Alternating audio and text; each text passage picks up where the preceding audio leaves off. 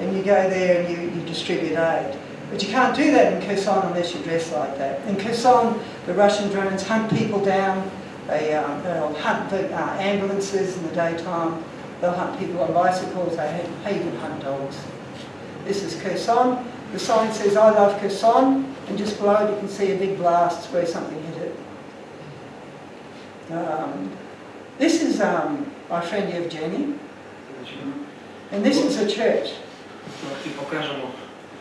Щоб ви розуміли, як це все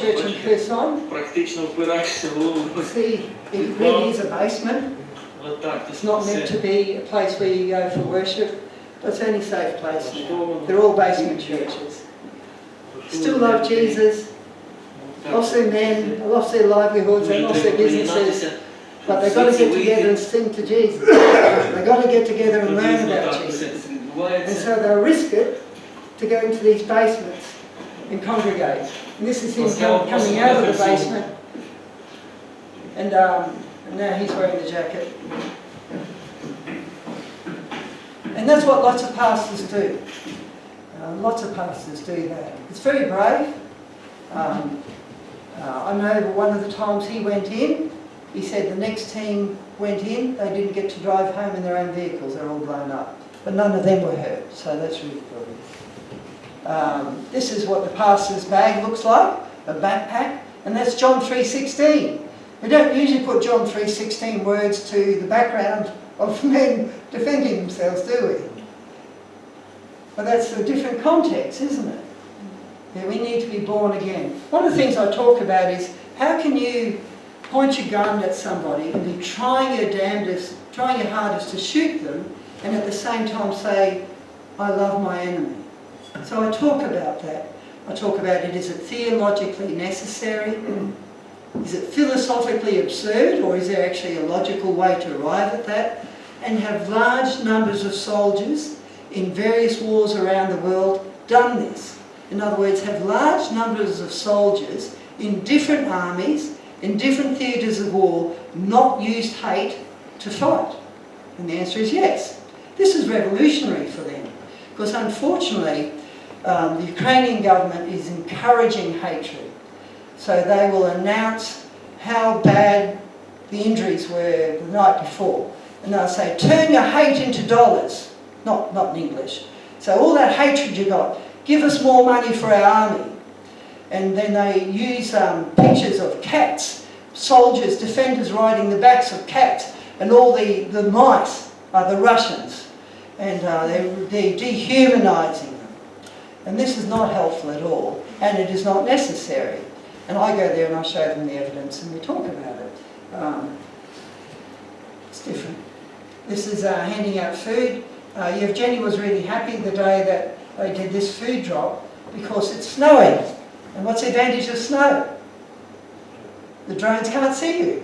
So I've got a video somewhere of him playing the guitar out on the broad daylight, well not broad daylight, snowing heavily, singing out loud to the group of people standing around in the snow because they could meet outside and be safe and get their bread. And this is this case here. The reason why they were able to get their bread from the back of a van is the snow stopped the drones for a little while. And then this is the pastor's kit. There's the helmet, there's the backpack, and there's the guitar. So, very interesting, isn't it? It's like every pastor becomes a military chaplain. This church here I spoke at is the first church where I actually spoke about forgiveness. The pastor is a captain. He rarely gets time off, usually one day every 3 months. The day I was there, he was in church. He gets one day off, and he comes and he spends his Sunday with his little church. Isn't that amazing? This is what I mean. I want you to see that Jesus is alive and well, because even when people are stuck in the night, Jesus is very real to them. You know, he's not an unnecessary commodity now. He's not, okay, he didn't deliver, he didn't stop the war, he didn't stop my son, my brother, my uncle all being killed, or my son being wounded and losing all his fingers, but he's real, and he's worth worshipping still. So it's amazing. This church here used to have, that's the entire Sunday school group. They said before the war started there was at least 25 kids there. So it's really having a big effect on the Christian community. They've got large numbers of orphans and widows flooding through the country, and yet they're getting less men in their churches to help, and they're getting less income to help. So it's quite difficult, but they're very sacrificial. This is just some of the ordnance that's left over when the Russians backed off from somewhere. So that goes on for about half a kilometre or so, that pile. That's just from one small village. We move on. Sometimes I was keen to see, is what I read in the newspapers the same as what's on the ground? And I'd heard about this place. This is a maternity hospital. And I read in Australia that the maternity hospital on such and such street got bombed. And it showed a picture. Well, is that real? So I'm driving along in a vehicle with one of my Ukrainian friends, and guess what we see? The same maternity hospital, the same blast. Yes, it's real. They're not tricking you and making up images. It's all very, very real. And this was very clearly signposted as a maternity hospital. I guess that's maybe why they didn't turn it all the way to rubble. When the war started, when the February 2022 invasion, it's bedlam. Everybody's suddenly trying to leave the big city of Kiev with millions of people. The highways get clogged, but the Russians are pouring across the border. So you're in a traffic jam with your wife and kids, and you can't go anywhere. Whole highways jammed from left to right, as far as the eye can see. And the Russian soldiers come up walking between the cars with their machine guns, and you can see the bullet holes in the cars as they just machine gun the occupants in the cars. And then once, thankfully, the Ukrainians were able to, a month or so later, push them out of Kiev, and these are the cars that were pushed to the side of the road. So there's a lot of sad stories. Everybody's got a sad story in Ukraine. Everybody's got a sad story. It's like being in a funeral. Maybe a lot of you here have been to many funerals. At a funeral, you know, it might be your best mate, it might be your mum crying, and then Auntie Thelma or Uncle Yuri comes along, and they tell you a funny story about your mum, and what do? You laugh. You're laughing and you're crying. You're laughing and you're crying. That's what it's like over there. Their emotions are like this. They can be, I'll talk about that later. It's really the best way to be, is to go with your emotions, control them, but you shouldn't try to stop. You should not try to be a-emotional. God made us that when we're sad we cry. He made us that when we laugh, when we are happy, we laugh, we smile. There are times for laughter, there's times for sadness, and for them this is usually happening in many times a day. So more of the cars that were all bulleted. This is a couple. So this is my first time there. I'm out of the big city. I'm crossing the Trans-Carpathian Mountains. I'm about as far west as you can go. I'm out of Kiev where the air raid alarms and things were going off so many times a day and night. And then I'm crossing here and it's green paddocks. We're a long way away, and I thought, oh, peace. You know, it's been a full day driving. That morning, this photo was taken, I've been preaching in this church, the church of this couple. And I can see, oh, there's a little Orthodox church there, there's a little village there, how quaint. And then the air raid alarm comes wafting up out of the hamlet. And I was thinking, wow, you can't get away from it. There's war everywhere. And we didn't think anything of it. And we're at the peak of the mountain range, we're going back down the other side. And then Olga is in the back seat, and she's getting very frantic. She's got all the communication devices going, she's talking, they're Russian stock, so they're Russians, their native language. They love Ukraine, they realise what Russia's doing wrong, but they're ethnic Russians. And so eventually we get down to the bottom of the mountain, and he tells me that air raid alarm was because of a missile that hit the children's hospital in Kiev, the biggest children's hospital in all of Ukraine. So it was a targeted hit, it was a guided missile, someone had put in the coordinates and it got to its target. And so it's great sadness. You know, this is a daytime strike. And sorry, a bit emotional. So he says, he stops the car and he says to me, he said, John, do you really expect me? This is the first time I've been asked. He said, do you really expect me to love and forgive the people who rape our daughters and go up to children's hospitals. It was obviously rhetorical at that time. This guy's name's Gday. And later on, as we kept on driving, it then became a time to see if you wanted to have a chat about it, and we did. And if you want to hear the rest of that story, you have to come to one of my talks about hatred and forgiveness and loving your enemies and combat killing. This is scenes from the children's hospital. Very real. Anita had friends at that hospital. Friends whose sister was working at that hospital. So she spent a lot of time trying to get her car out of the rubble. This is a camp. You might notice there's something unusual about it. They're all women and children. So it's a camp for orphans and widows. And so I think if we had a camp for orphans and widows, we wouldn't get so many people. So they're really trying their hardest to love them, to care for them. Not everyone does, but the Christian community is really shining bright. This is me teaching in the tent.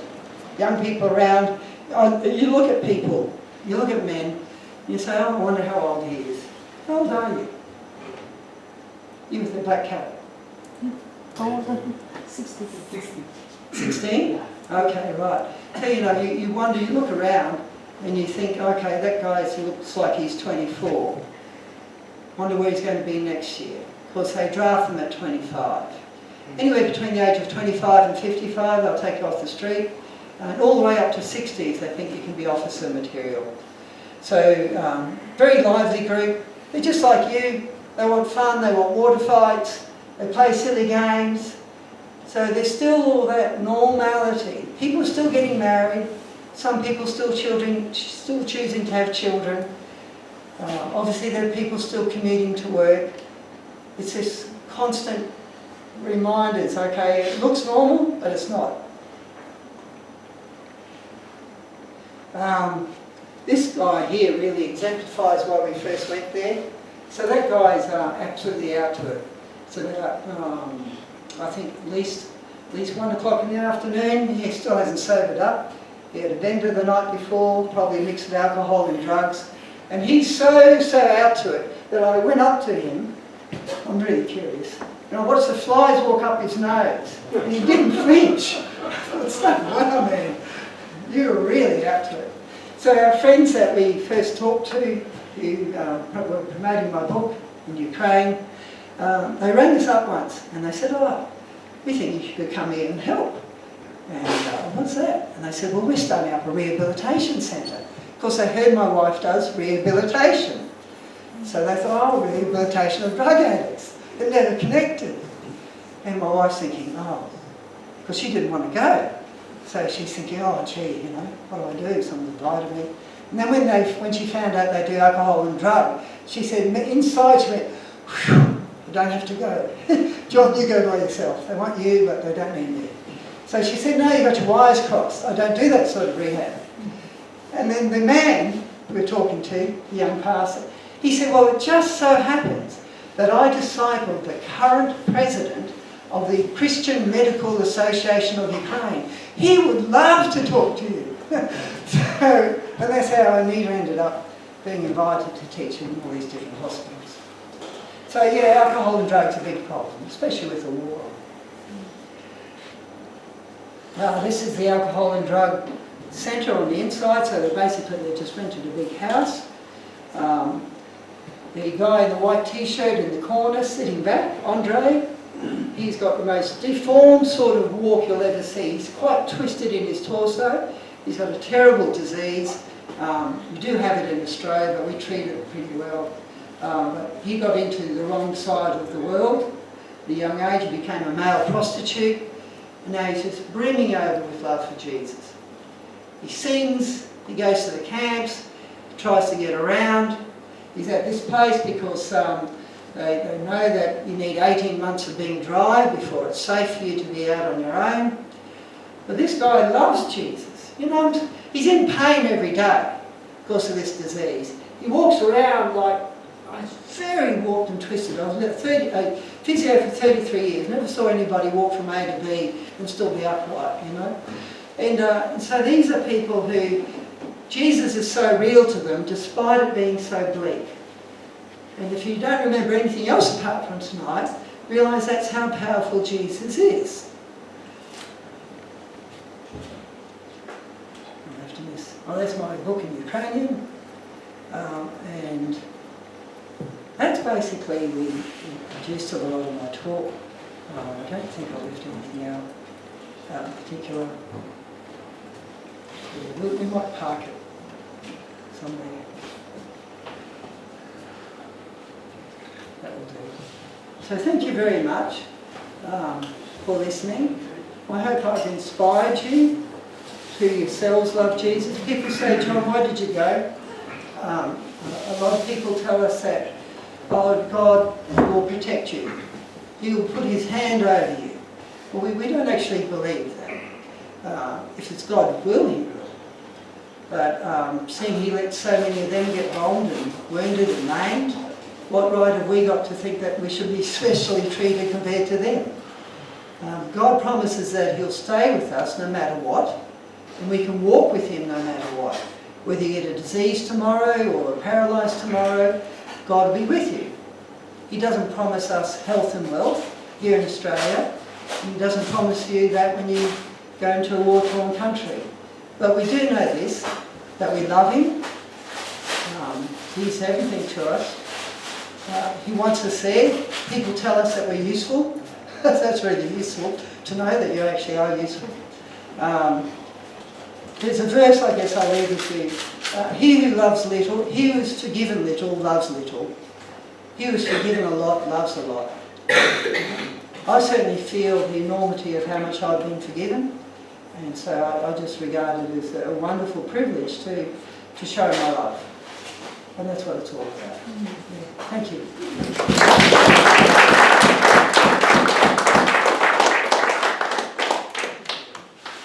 Has anyone got any questions for John? Just curious, one of the things I remember reading about Ukraine was that the enormous wheat fields and the enormous wheat harvesting they did every year supplied an enormous of the need of Western Europe. And that was one of the motivating reasons for the European Commission saying they were going to back off Russia because that's the wheat we consume here in the West. What's happened to all that wheat? Sure. Well, certainly Russia was very quick to blow up the ports where the wheat was being offloaded onto ships to go to Europe. So Russia was very keen to destroy that. A lot of the wheat fields have been mined, so you can't walk through them or do anything with them. So the amount of wheat they produce is less.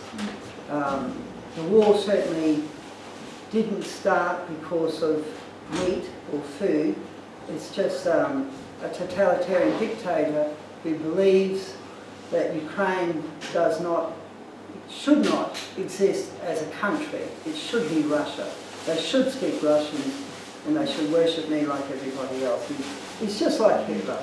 So he will invent reasons to try and persuade the public to believe that he's fighting a just war.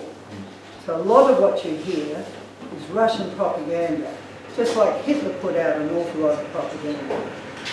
Europe generally has been and still is very slow to react. Some of it was more to do with fuel. They realised that if Russia turned off the taps, they would be in a perilous position. So there was some hesitancy, I believe, from the fuel. A lot of hesitancy generally about they weren't ready.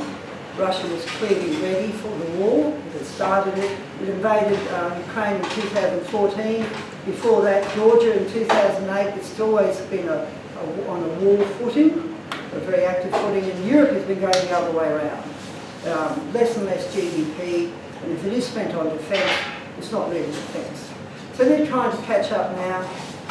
I looked at figures a few weeks ago. The US is still the biggest giver to Ukraine compared to all of Russia, all of Ukraine, all of Europe combined.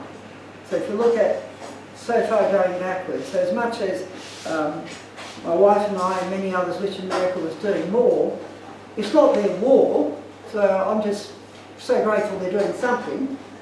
And I wish the Europeans had never put their head in the sand. And I really think they should be doing a lot more now, but that's a bit of geopolitics. So yeah.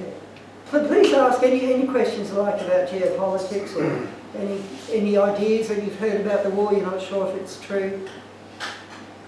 You were talking to me the other day about people in Russia, if they don't go to the Russian Orthodox and they go to another church, that there are armed people, armed soldiers, Sure. taking photos of faces, etc. Yeah. Elaborate on that. Yeah. So Russia now calls all the bits that it's taken over Russia. So as far as they're concerned, Crimea is Russia now. The land that they took yesterday, that's Russia now. So already they start grabbing the kids, sending them to school, and they're learning Russian history. They're learning that my dad was on the wrong side of a war and he's dead because he was fighting for the Nazis. They talk about, Russia talks about Ukraine and Europe being very pro-Nazi. They talk about them being Satanists. So I looked actually in the Russian print, it actually is de-Satanization. I actually asked one of my Ukrainian friends, Sergei actually, he's Russian stock, I said, does this word mean what it means? He goes, yeah. And later on I rang him again. I said, they're now wanting to de-sanitize Ukraine. I said, we talk about sanitisation in a hospital. You wipe the benches to kill everything. He said, yes, that's what we use the word for too. So it is very much in their eye, their target, that these Ukrainians should not exist as Ukraine. And Protestant churches are particularly attacked. Lots of torture, lots of congregations. If you still meet, as Selwyn and I were talking about, they will get your biometric data, your thumbprints or whatever else, so they know you're on the watch. They'll threaten the pastor's children and tell the pastor, unless you stop, this is what's going to happen to your daughter. So it's the UN has called it systematic torture in Russian occupied territories. So it's very bleak. Yeah, so I think that answers your question. I don't know how they do it. Mm. We had a TV program, I think it was on Sunday night or Monday night, and it was talking about the fact that Australia's defence is very poor. And it even came out today that if there was China attacking Darwin, Darwin would only last about 12 hours and they'd run out of ammunition. I mean, we are in a war, a spiritual war, and a war to keep our own country. Yeah, and certainly because we travelled in some of the border countries, many of those people, but not all, many of the citizens in the border countries know their next. Moldova, civilians that we met, they won't even put up a fight. Russia will just take this place, we've got nothing to fight them. Poland's ready to fight, they're really, really afraid, and of course Estonia, Latvia and Lithuania. Yeah. So they all know that it won't stop at Ukraine. Putin's idea is to have an empire as big as Tsar Peter the Great, which was bigger than the USSR. So if you can remember how big the USSR was, expand those borders out further, and then you've got the borders of Tsar Peter the Great from the 1700s. That's who he's got a picture of in his wall. Not Stalin, not Lenin. It's Tsar Peter the Great. That's the empire he wants. Anyone else? Anyone else got a question?